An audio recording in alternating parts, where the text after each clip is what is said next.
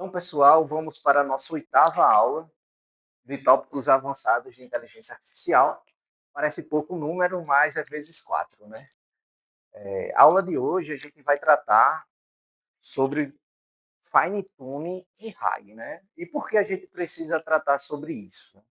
Como vimos na aula anterior, o processo de treinamento de um modelo do zero, ele acaba sendo muito custoso, porque se você não atribui a ele uma larga base de dados, ele acaba se tornando um modelo extremamente especialista. Então a gente viu quando pediu para traduzir uma coisa para outra, ele já não sabia mais, porque ele foi treinado com um número bem pequenininho de dados. Né?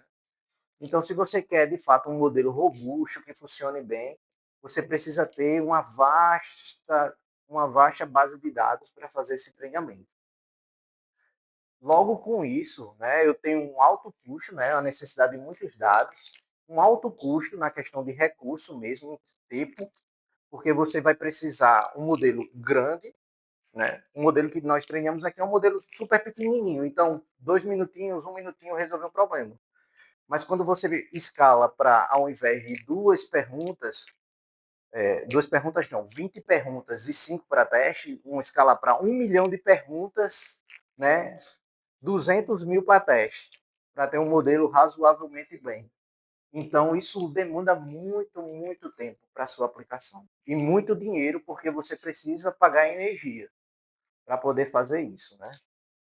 Então, aqui a gente consegue fazer isso meio de transparente, porque a gente está usando o computador na universidade, né? Mas se você fosse dono de um servidor e precisasse o tempo todo estar atualizando esse modelo, você ia gastar bastante financeiramente. Né? É. Além disso, você corre o risco de ter um overfit. Então, quanto mais especialista o modelo é, mais overfitado ele se torna, porque você reduz a base de dados para que ele responda só aquelas perguntas. Então, qualquer coisa fora daquelas perguntas, ele já não sabe mais responder de maneira consistente. Com isso, existem também os modelos pré-treinados. E nós vimos o exemplo disso quando estávamos estudando os embeddings. Né? A gente pegou lá tokenizadores que já foram treinados com uma base de dados específica. Então, esses tokenizadores eles já tinham ali um conhecimento prévio. Né? Porém, esse tipo de modelo pré-treinado, ele tem um viés dos dados originais, ou seja, se ele foi treinado com uma base de dados, por exemplo, dos Estados Unidos, então as perguntas que são feitas, os tópicos que são abordados são tópicos de americanos, que não necessariamente correspondem à necessidade de um brasileiro, de um chileno, de um argentino, né, de um chinês. Então ele se torna enviesado para os dados do domínio. Além disso, ele é uma caixa preta, né? Então você não tem acesso diretamente o que aqueles pesos estão atribuindo às variáveis. Né? Então vimos lá na rede Transformers que cada bloco daquele, principalmente da cabeça de atenção, ele direciona para onde a palavra deve estar, né? Em que domínio? Quando eu falo gato, eu estou me referindo a animal, é um adjetivo, é uma gíria, né? Então, quando você pega esses modelos pré-treinados, ele acaba tendo essa limitação, né? Caixa preta. Limitação do domínio está totalmente ligada ao viés do dado e o custo de escalabilidade, né? Então, por exemplo, se eu quero acessar um modelo pré-treinado, um exemplo de modelo pré-treinado é o próprio chat GPT. Ele foi treinado com uma base de dados enorme, então, para fazer acesso a ele, com essa grande especialidade que ele tem, você acaba pagando.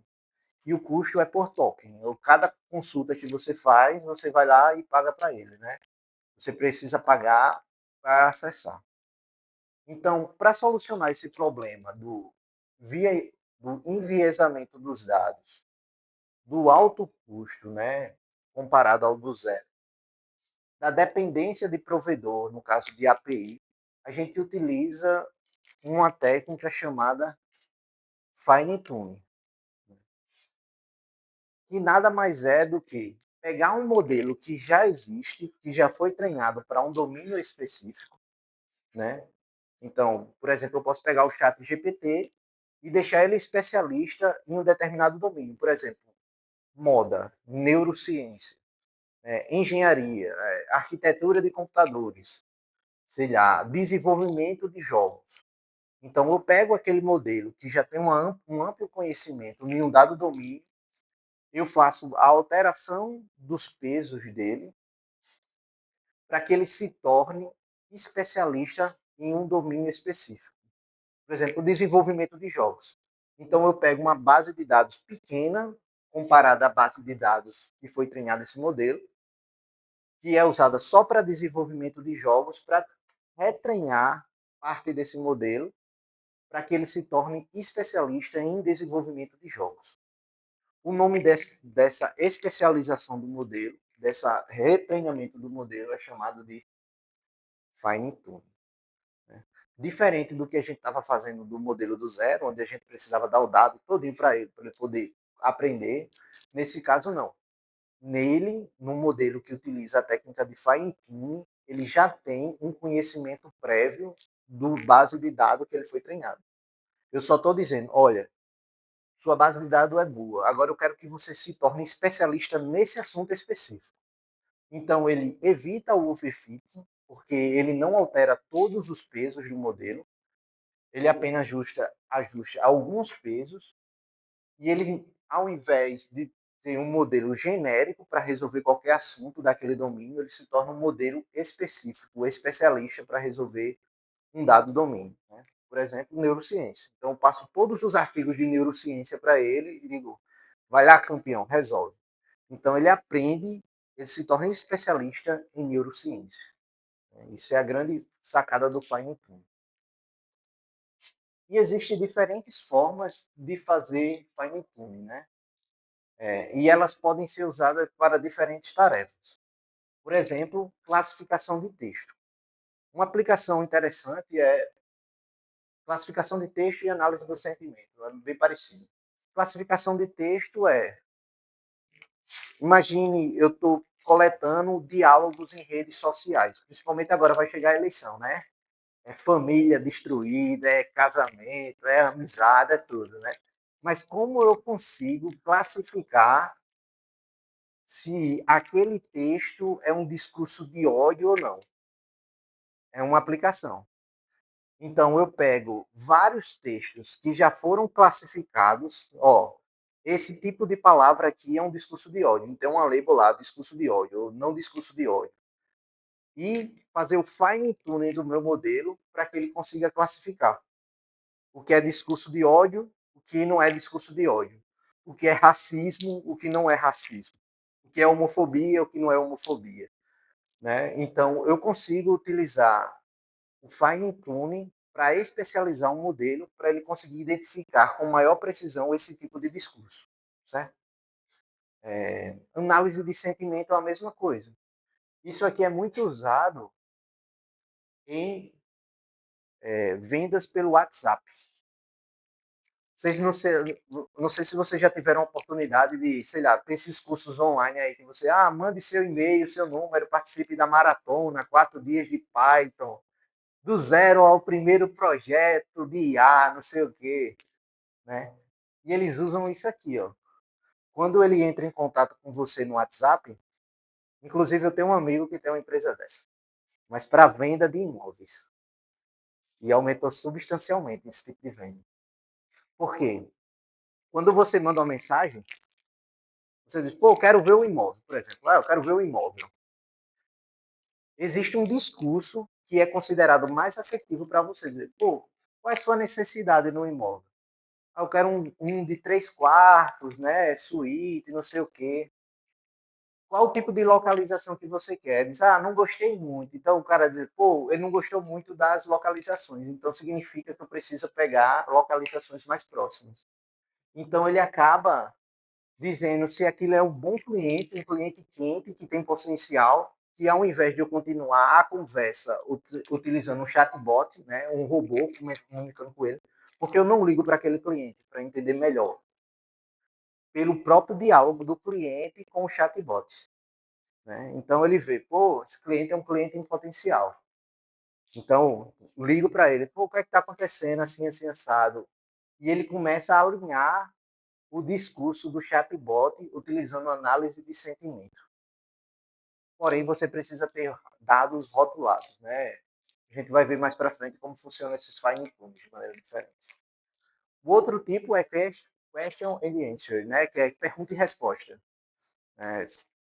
Que também é muito usado em questão de vendas, né? Você pergunta quais são, ou gostaria de saber quais são os 3 melhores pneus para uma BMW, né? Para moto. Quais as melhores marcas? Considerando que a minha é uma Honda Fan, sei lá, qualquer coisa, né? Então, ele vai lá e responde. Então, você cria um dataset específico de pergunta e resposta. Isso aqui também é muito usado na medicina.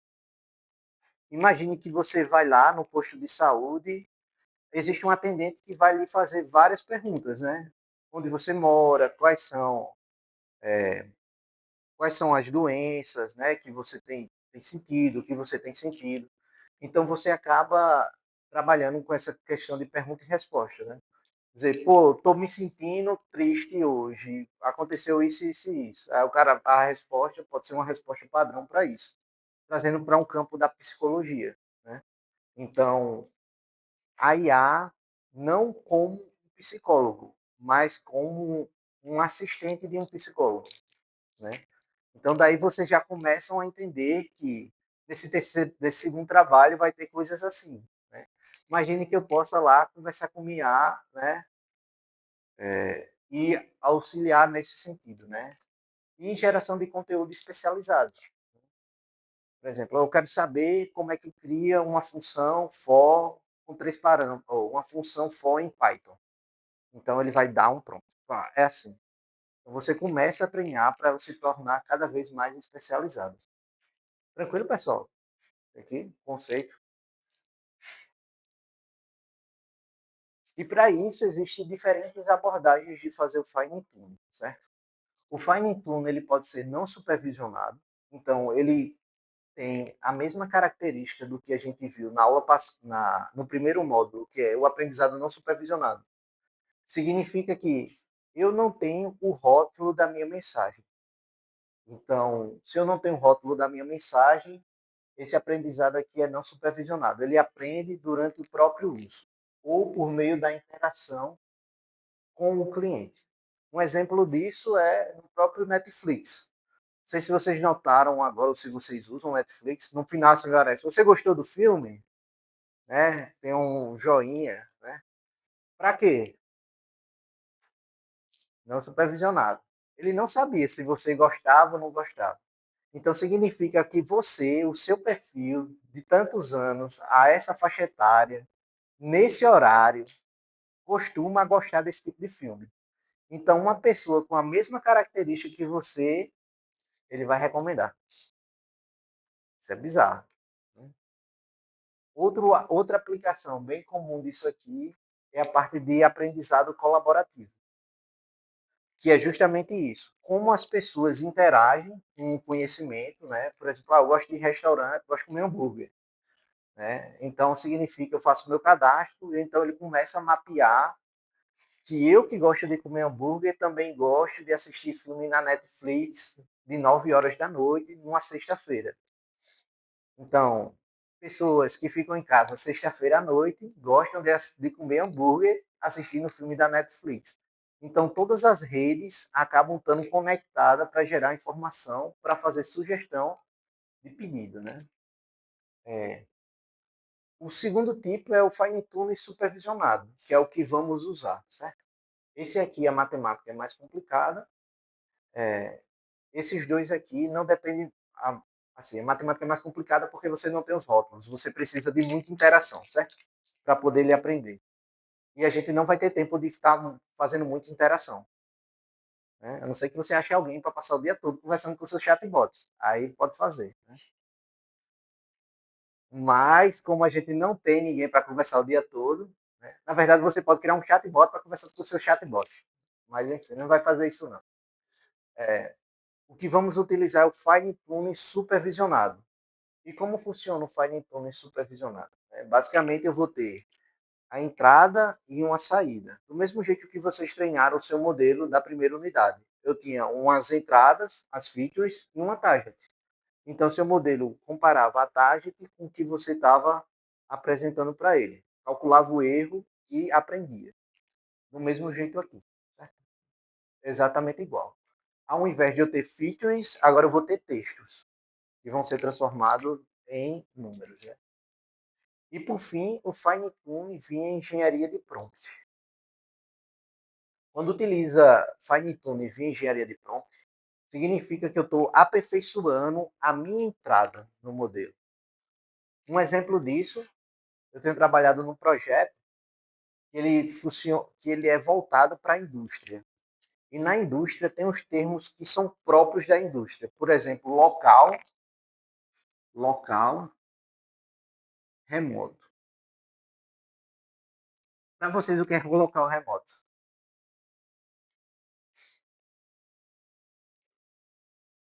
E aí, o que é local remoto para você? Pode chutar, o que é local remoto? Para a indústria tem um significado específico. Então, local basicamente parece ser algo que está próximo, né? Aqui, um local é isso aqui, né? Ah, a gente foi para tal local, né? E nós almoçamos no local onde tinha um pôr do sol bonito, né? E remoto parece controle remoto, assistência remota, né? Então, os modelos de fine tune, eles acabam generalizando os termos. Quando você vai para um domínio específico, local e remoto, dentro da engenharia de automação, quer dizer que local é quando o operador está na máquina operando ela. Nada a ver com senso comum, né? Nada a ver. E remoto é quando você está atuando na máquina dentro do seu sistema. Então, eu mando um comando no meu computador para abrir uma válvula. Eu estou fazendo uma atuação remota na válvula, não local. Porém, os modelos, por que eu estou dizendo isso? Os modelos de linguagem não sabem disso, de maneira específica para o domínio. Então, quando você faz engenharia de prompt, você diz, ó, considere que local é o local onde o operador está atuando no equipamento. Então, você coloca isso específico no seu prompt, para que toda vez que apareça local, ele entenda que o local é onde o operador está. E toda vez que aparecer remoto, ele entenda que é o operador atuando no computador. Então, como é que se faz isso? Eu não estou alterando o modo de treinamento. Eu estou alterando o comando que eu dou para o meu modelo. Por isso que, quando você vai fazer consulta no chat GPT, o modo com que você constrói o prompt é muito importante. Se você passar, escreva um relatório da disciplina de LLM sobre fine tuning. Ele vai escrever coisa genérica. Mas se você começar, adote o papel de um estudante de engenharia do primeiro período que precisa impressionar o professor. Considere que os tópicos abordados na aula foi esse. Agora escreva de maneira cadenciada as informações, de forma que ele não perceba que foi escrita por um robô. Entendeu a grande diferença dos prompts? Né? Não faça isso, certo? Estou dando a dica, mas não é para vocês não fazerem. Então, o fine tuning supervisionado, como funciona, né? E é o que vamos usar aqui na sala. Eu já tenho um modelo pré-treinado, que é aqueles modelos que nós vimos lá no Hugging Face, né? A gente entrou lá, viu que tinha modelo de linguagem, tinha modelo de visão, tinha diferentes modelos, né? Você pega um daqueles modelos, depois disso eu pego os dados que já estão rotulados, ou seja, eu vou ter entrada e saída, entrada e saída, entrada e saída, entrada e saída. Então você vai fazer o ajuste dos parâmetros, né, o objetivo não supervisionado, né, então seria a modelagem da linguagem, né, a reconstrução, o contraste, o que o seu modelo tem que fazer, né. Em seguida, ele vai fazer o ajuste de um parâmetro e no final eu vou ter um novo modelo específico para aquele domínio. Então, antes eu tinha um modelo genérico, agora eu tenho um modelo especializado. que continua com as mesmas características do modelo genérico, primordiais, porém com muito mais assertividade no domínio com que ele treinou. Então, isso aqui é super importante, né? E a grande vantagem disso tudo aqui é que eu não preciso treinar um modelo do zero. Eu já tenho um modelo que já entende semântica, que já entende a composição da frase, que já entende como as palavras são encadeadas.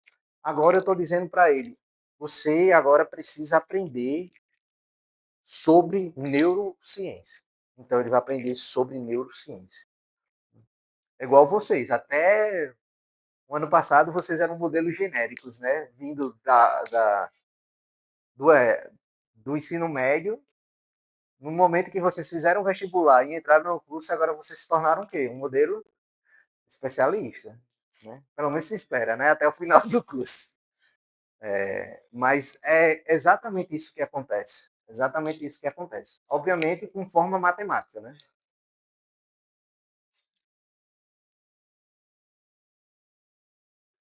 Então, ele exemplos para isso, né? Então eu posso usar diferentes modelos de linguagem, né?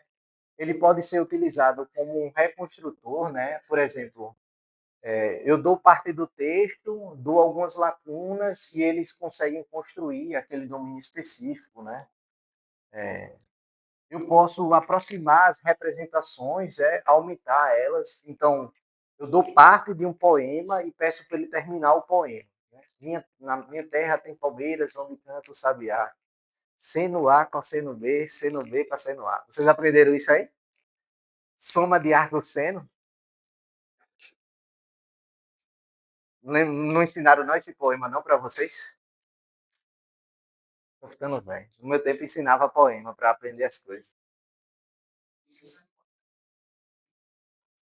Aí também tem a musiquinha, né? Vou cantar não, que é constrangedor. Então, quando eu falo isso aqui, eu estou falando de adaptação para um domínio específico, né? Então, eu adapto ela para e-commerce, né? Saúde, chatbot, indústria, IoT, né? Então, ele se torna bem específico. É, então, ali seria o não supervisionado, né? Aqui já o supervisionado eu vou ter pares de entrada e saída. Então acontece a mesma coisa, né?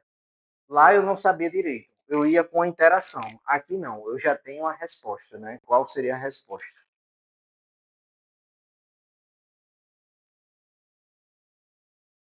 E o fine tuning por engenharia, né?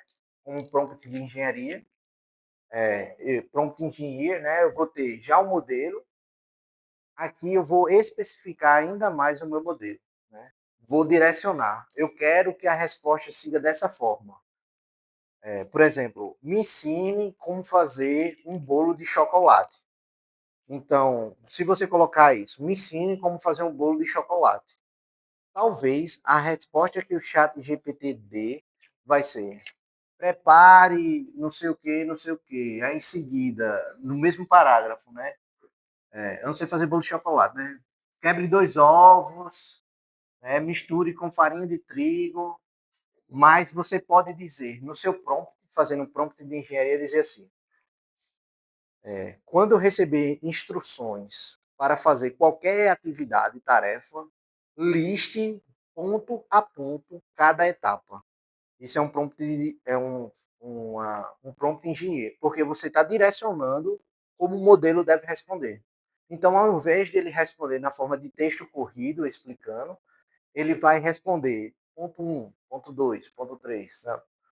Coloque 2 ovos, quebre 2 ovos. 2, misture com farinha.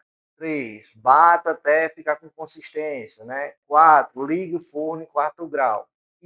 Essa estrutura de como construir o prompt é chamado fine tuning por engenharia de prompts. Basicamente, você diz exatamente como você quer a sua resposta, né? E aqui eu não tenho alteração no peso do modelo. A gente vai ver isso mais para frente. Então, ela é muito comum em chatbots, né, extração de estruturas, né, geração de conteúdo, tradução e revisão, né, análise e tomada de decisão. Né. E com isso vem as diferentes técnicas de fine tuning. Na aula de hoje, e só por hoje, a gente só vai ver uma técnica de fine tuning. Por que só uma? As outras demoram muito para fazer, para acontecer. Então a gente vai pegar uns modelos de 700 milhões de parâmetros, 400 milhões de parâmetros, que mas nada, são modelos levinhos, certo? Levinhos. Modelo até 1,5 bi é leve, certo? Depois de 1,5 bi já começa a ficar mais complicado.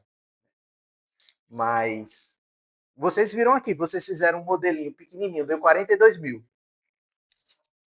Super pequenininho, né? Então 400 milhões é pequeno, né? Um de 42 mil é minúsculo, né? Então, como é que funciona, né? A primeira técnica que vamos utilizar, e a única que vamos utilizar, é chamado Fine Tuning com eficiência de parâmetros. Por que eu estou utilizando essa técnica? Primeiro, computacionalmente, ela é muito mais rápida do que as outras. Segundo, ela é fácil de entender. Se eu for pegar as outras, acaba complicando mais, porque ia precisar explicar uma matemática que é um pouco mais avançada, né? Mas basicamente é isso, né? E terceiro, porque ela atua não no modelo todo, ela atua em apenas uma parte do modelo, né? E isso faz com que ela seja bem rápida. Então, como é que funciona isso, né? Ela basicamente ela adapta os modelos pré-treinados apenas com a quantidade de parâmetros adicionais, né? Mantendo parte dos pesos do modelo congelado. Quando dizem que o peso está congelado, significa que ela não altera esses pesos. Né? Ela só altera parte desses pesos. Então, como ela funciona? Né? Eu primeiro tenho um modelo pré-treinado. Né? Por exemplo, eu posso ir lá pegar o GPT-2.mini, seria a miniatura do GPT modelo 2. Eu congelo eu pego esse modelo e congelo parte dos pesos originais. Depois, eu pego um pequeno parte desses pesos e faço o treinamento dessa parte, apenas de uma pequena parte. Né? Por exemplo, se eu tenho aqui 300 milhões, eu vou pegar lá 150 milhões, 100 milhões, 50 milhões. Então, de 300 milhões que eu precisava ajustar, eu estou ajustando 20%, 10%. Então, já é muita coisa que você está ajustando. Né? Obviamente, para fazer esse tipo de processo, eu preciso que meus dados sejam rotulados, ou seja, eu tenha uma entrada e uma saída bem definida. Uma entrada, uma saída, uma entrada, uma saída, uma entrada, uma saída. O que são essas entradas e saídas? Podem ser pergunta-resposta, pode ser um texto, a classificação desse texto como bom, ruim, triste, alegre, feliz. Né? Pode ser outro texto, como ódio, não ódio, né? Então, existem diferentes formas de fazer isso, né? E, no final, eu vou ter aqui meu modelo adaptado, no final, certo? Então, é basicamente isso que acontece. Então, a principal técnica, e a que vamos estudar hoje, é essa técnica aqui, LoRa, que é Low Rank Adaptation. Né? Mas existem outras diferentes técnicas. Existe a Quelora, né? Que também é um tipo de LoRa, mas usa outra matemática. Né? Existem outras de Perfect, né? Que fazem a mesma coisa. Mas basicamente eu vou ter os adaptadores, que seriam blocos que vão alterar esses valores, né? E vou pegar o modelo pré-existente e congelar para fazer isso. A gente vai ver com calma a matemática por trás disso. Né? E a grande vantagem de usar o Perfect ele tem um menor custo computacional, e é um dos motivos que eu trouxe ele, só ele para fazer. Porque se a gente fosse colocar um outro modelo, ele ia demorar tipo horas para fazer, facilmente, nesses modelos pequenos. Né? Ele treina mais rápido, ele tem um menor uso de memória, de GPU.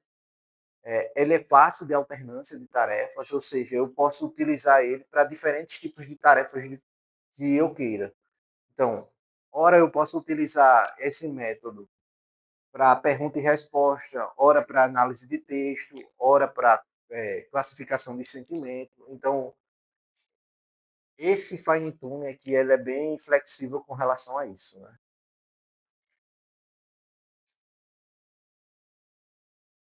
E como funciona esse fine tuning, né?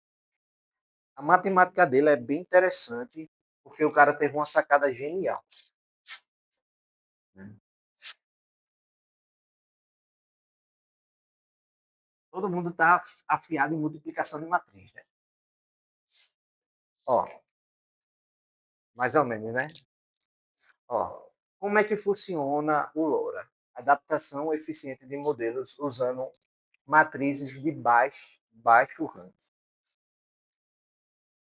Existe um campo da matemática da álgebra linear chamado decomposição de matriz, que basicamente ele estuda como eu consigo representar uma mesma matriz de diferentes formas, né? Então, ele é baseado nesse conceito. Então, os modelos que são utilizados para fazer a alteração dos valores dos pesos é o Q, W, ou o Q, o K e o V, que são a parte linear, né? Lembra lá que nós vimos que esses valores aqui, nós treinamos eles para dizer em qual contexto a frase está inserida. Então, quando alteramos isso aqui com novos valores, ou seja, apresentando novos exemplos, significa que eu especializo o meu modelo para entender melhor o contexto. Vocês conseguem perceber isso? Ou dá para repetir? Né? Vocês olharam assim, nossa, que é isso? Né? Não entendi foi nada. Ó, o Q, o K e o V, eles estão relacionados ao contexto. Por exemplo, quando eu falo gato, ele vai saber que gato é um animal ou gato é uma gíria, ou um adjetivo ou um substantivo, né? Ao alterar esses valores aqui, apenas esses valores, o que eu estou dizendo? Quando eu falar gato e eu retreinar esse modelo usando fine tune, eu estou mudando como ele entende a palavra gato. Por exemplo, eu quero treinar meu modelo agora para ser especialista em botânica. Então, ele já foi treinado antes com diversas frases utilizando gato, né? Gato como animal, né? Como o gato está em cima da mesa, o gato subiu no telhado, né? Diferentes frases com gato. Porém, quando eu pego um livro de botânica ou um livro de veterinária, o modo com que é entendido o animal gato é totalmente diferente, porque ele vai falar especificamente da estrutura do gato. Quais são os órgãos internos do gato, como é distribuída a coluna do gato, como as patas do gato se mexem, como é feita a contra... Eu nunca tive gato, né? Mas eu estou chutando coisas assim, né? Como a unha do gato se contrai ou não. Então, quando eu altero esses valores daqui especificamente, eu estou dizendo para o meu modelo entender o gato de maneira do ponto de vista da botânica e não de um ponto de vista generalizado. Tá claro isso? Então, no fine tune, utilizando o LoRa, ele altera apenas a compreensão do meu modelo com relação ao domínio do meu modelo. Então, para fazer isso, ele utiliza a parte de decomposição de matrizes. Vimos na aula passada que esse linear WQ, WK e WV são matrizes, né? Então, cada uma dessas é uma matriz quadrada, né? Uma matriz do tipo N por N, né? É uma matriz quadrada. Esse conceito de decomposição de matriz, ele teve uma sacada genial, que é como eu consigo representar uma matriz quadrada utilizando matrizes de menor dimensão, né? Como a gente consegue fazer isso? Bastaria transformar essa matriz quadrada como uma multiplicação de uma matriz linha, ou de uma matriz coluna, por uma matriz linha de mesma dimensão. Ou seja, aqui, N linha coluna, né? Uma coluna, M. Então, basicamente, o que ele percebeu que eu conseguiria representar os valores que está aqui utilizando a multiplicação de uma matriz coluna por uma matriz linha. Vocês lembram a propriedade de matriz? É multiplicação de matriz. Então, a matriz resultante dessa multiplicação aqui é uma matriz M por M. Ou seja, eu consigo pegar os números que estão aqui, por exemplo, 3,14, né? Eu tenho vários números aqui na minha diagonal principal, 8,1. Né? Vários números aqui na minha diagonal secundária, né? Por exemplo, se eu quero representar esse valor aqui, bastaria multiplicar esse elemento por esse elemento, né? Esse por esse, né? Até chegar aqui, né? Então, eu consigo fazer uma composição, né? Isso em notação vetorial seria A e B seria a representação dessa matriz aqui. Essa aqui seria a matriz A e essa aqui a matriz B. E ela tem que ser igual à matriz W, essa matriz aqui. Então, basicamente, o que eu faço? Eu tento achar uma representação, valores de A e de B, de tal forma que eu consiga aproximar do valor que está na minha matriz original. Sim, exato. Então, daí vocês já começam a perceber uma coisa. Se, nesse caso aqui, essa matriz aqui for 10 por 10, quantos elementos eu vou ter aqui? Sim. Se eu quero transformar essa representação nessa aqui, quantos elementos eu vou precisar ter? 20. Então, ao invés de eu trabalhar com essa matriz de 100 aqui, para representar o meu modelo, eu trabalho apenas com duas matrizes de 10. E ao invés de eu alterar os pesos daqui durante o treinamento, eu altero os valores daqui. Ou seja, antes eu tinha 100 parâmetros para mudar, adaptar durante o meu treinamento. Agora eu tenho quantos? 20. Se aqui for 1000, sei lá, 10.000. Né? Então aqui eu vou ter 100 e aqui eu vou ter 100. Então vou ter.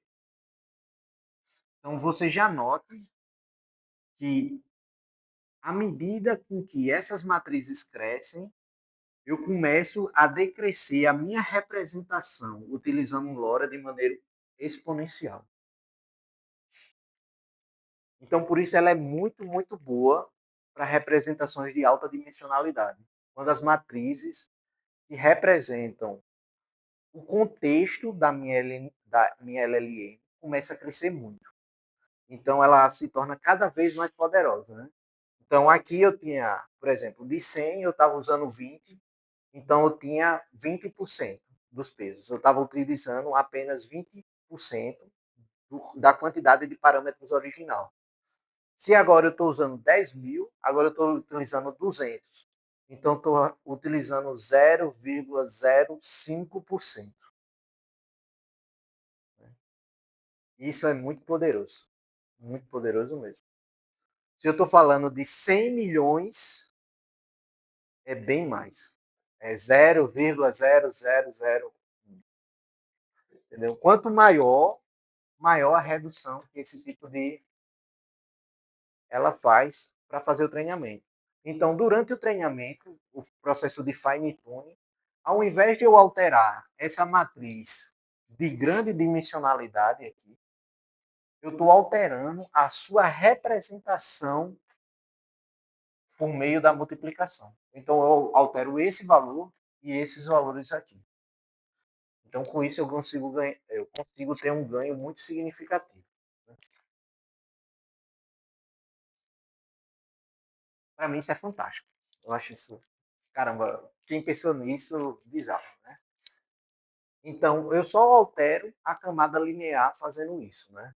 Então, eu vou ter um vetor de entrada e os pesos pré-treinados, né? Que seriam os pesos do meu modelo original. Com isso, ao final do meu fine tune, eu faço novamente a multiplicação desse por esses e reconstruo a matriz original. Então, esse processo de utilizar essas duas matrizes aqui, ela só acontece durante o fine tune. É basicamente pegar o modelo, congelar ele, pegar apenas a camada linear e retreinar essa camada, para que ela se adapte ao contexto que você quer. Quando eu aprendi isso, minha cabeça já assim, bum, né? Caramba, os caras são muito gênios, né? Então, como acontece, né? A ideia do LoRa, né? Em vez de atualizar o W0 diretamente, que seria esses pesos congelados aqui, em vez de eu pegar tudo, eu transformo isso aqui nisso e faço a adaptação apenas disso aqui. Então, eu deixo esse congelado, ao invés de eu estar atualizando um a um aqui, eu atualizo só essa parte aqui e faço uma soma. Quando eu estou somando, significa que eu estou atribuindo mais viés ou menos viés ao meu modelo. Lembra lá que a gente pegou um modelo de y igual a ax mais b, né? O a aqui seria meu coeficiente angular, né? E o b seria o coeficiente linear. Isso aqui é ensino médio, né? Lá, Fundamental 2, quando a pessoa está aprendendo a tabulada, está aprendendo isso. Então, se eu quero ajustar essa curva aqui, basta alterar o valor de B e de A para que ela seja mais inclinada, menos inclinada, mais para cima ou mais para baixo. Do mesmo jeito, quando eu faço o fine tune no meu modelo, o que eu estou fazendo é como você está percebendo os valores que estão entrando. Eles estão mais para o campo de animal, quando se fala de gato, ou para a parte de adjetivo, né? Ou ele existe um campo novo. Então, ele acaba fazendo, de fato, uma transformação vetorial. Então, aqueles vetores que estavam apontados para cá, eles podem diminuir ou aumentar, e eles podem rotacionar dentro do plano. É meio abstrato de se ver isso, mas é o que está acontecendo. Então, existe uma palavra que é uma representação vetorial. Quando eu faço o fine tune, essas palavras elas começam a girar dentro do plano para se encaixar no contexto que seu dataset está sendo utilizado. Se é um dataset, por exemplo, de biologia, então ele vai trazer ali mais enviesado para a característica animal. Então, quando eu falo gato, eu já não estou falando mais de adjetivo gato, estou falando de adjetivo, eu estou falando de substantivo, estou falando de animal, né? E isso para qualquer outro termo, por exemplo, cortar. Quando eu falo cortar, eu não estou falando cortar qualquer coisa, eu estou falando cortar, sei lá, é, no sentido de dissecar, por exemplo. Eu estou falando de animal, né? Estou falando não cortar de cortar qualquer coisa, mas cortar no sentido de dissecar.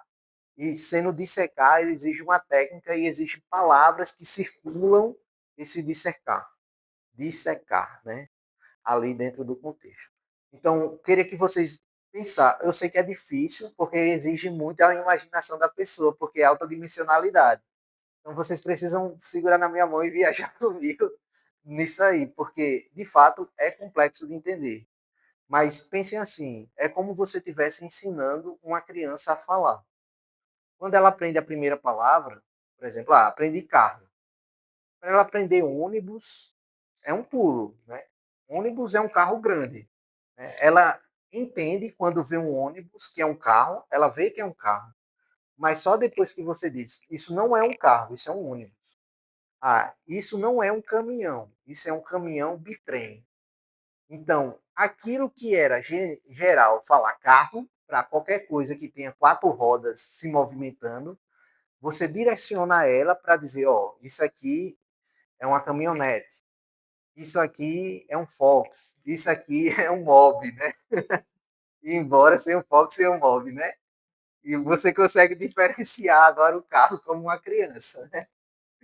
Então, é exatamente isso que acontece no Fine Tuning, certo? É exatamente isso que acontece no Fine Tuning.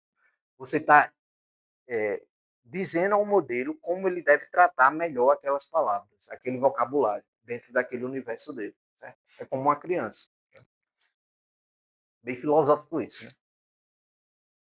Então, é isso que acontece, né? Então, eu faço uma decomposição de baixo posto, que seria pegar essa matriz e dividir em multiplicação, e essa multiplicação aqui seria equivalente à minha matriz original. Isso aqui é poderosíssimo em termos de poder computacional. Então, o que acontece? Eu pego a minha entrada, né, aqui, eu decomponho em duas matrizes, né, A e B.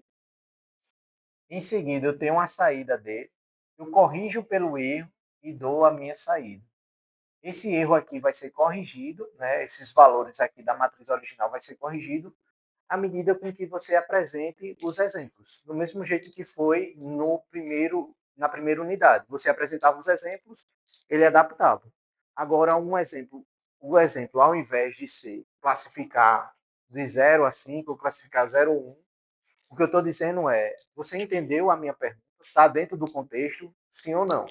E com isso ele vai adaptando, né? Obviamente, esse sim ou não é um valor numérico.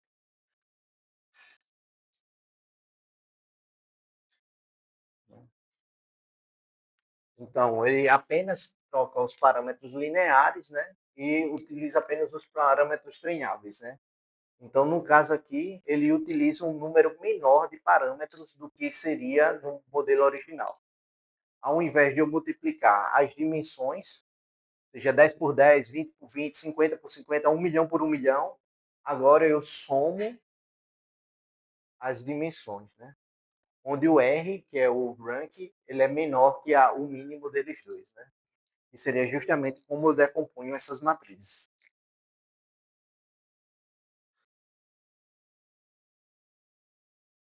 Ah, esqueci de alterar aqui. Tranquilo até aqui, pessoal? De boa. Já tá fazendo trabalho? Calma, pô.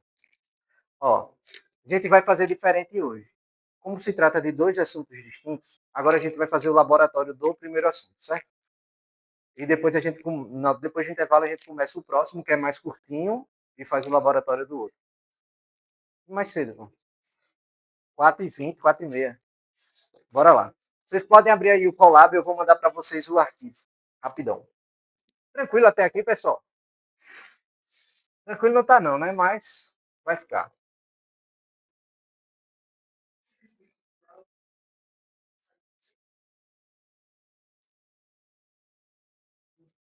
E só quer estar em casa. Fazer o que em casa? Tem nada pra fazer em casa. Nada para fazer em casa uma hora dessa. Prova?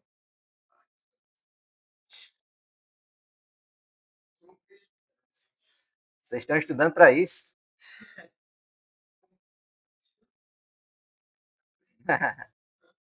Precisa estudar não, papai, isso não. Precisa não.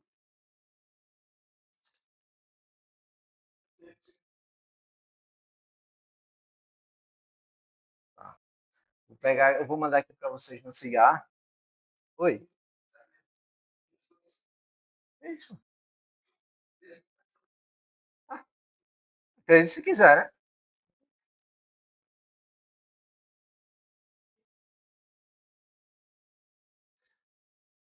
Só não mostra você porque ficou de lembrança para todo mundo queria a Xerox. Aí eu deixei lá e ficaram com a Xerox sendo utilizada até hoje.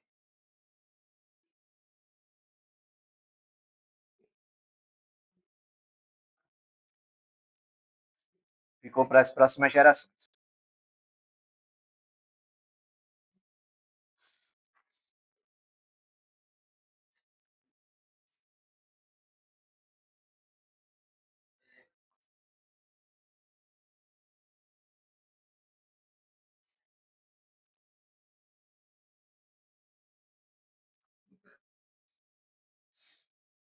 08.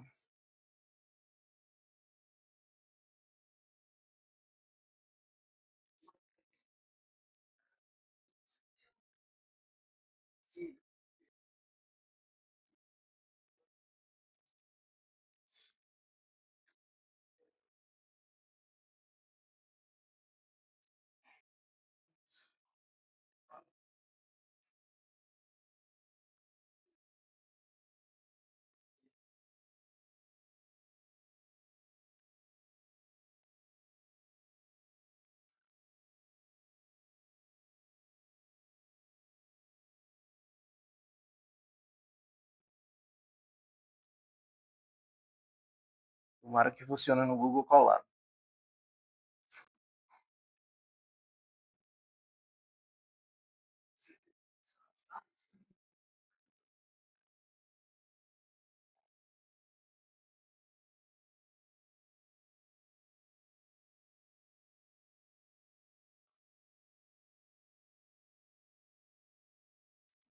Tá.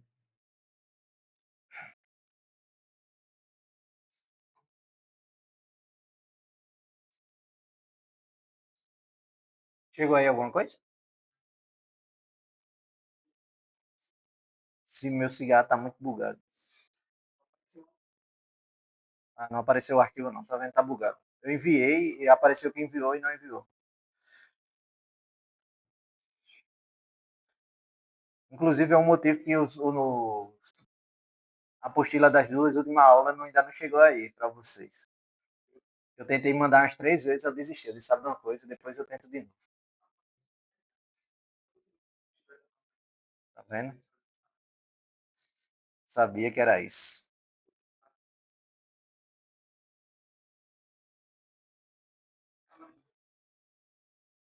Sabia que era isso.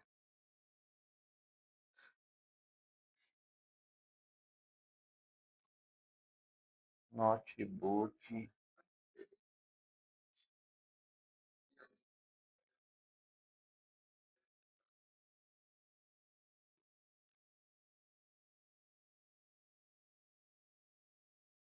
Não pode demorar muito. Vê agora se chegou aí. Eu acho que chegou. Chegou. Pois baixem aí, por gentileza.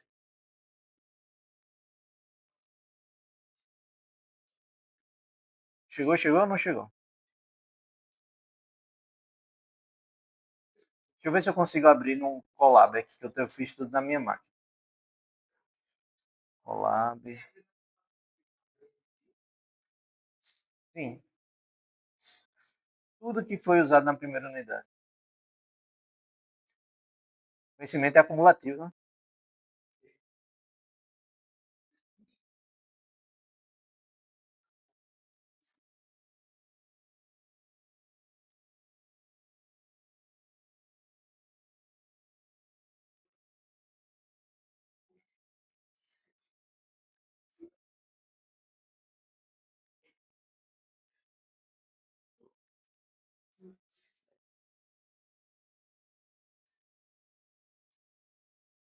Conseguiram baixar aí?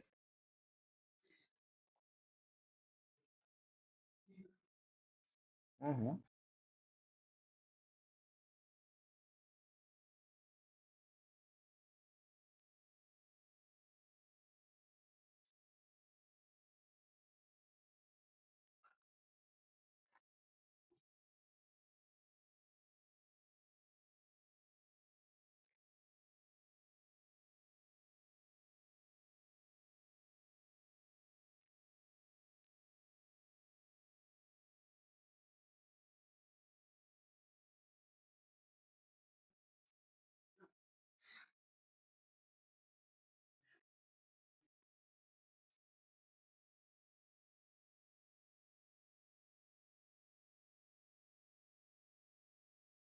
Ah, falta mandar mais uma coisa. Esqueci.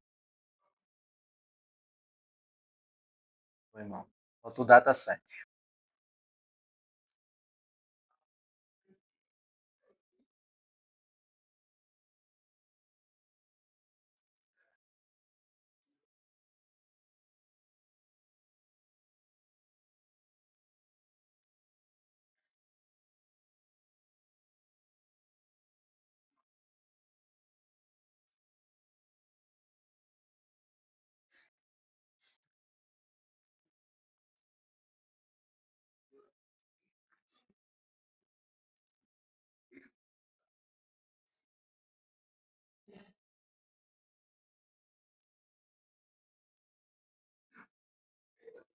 Ó, mandei também o dataset que vai precisar, certo? Para fazer o fine tuning.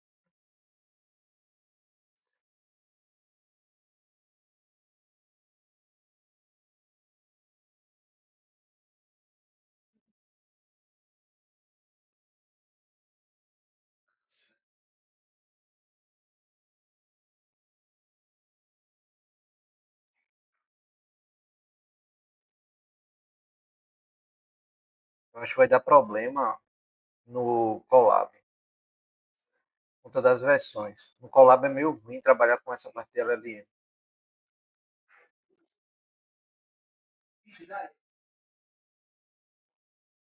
É. Então faça assim, tenta abrir aí no VS Code aí, por favor. Porque eu acho que vai dar. Deixa eu ver aqui se eu consigo. Aham. É a versão do.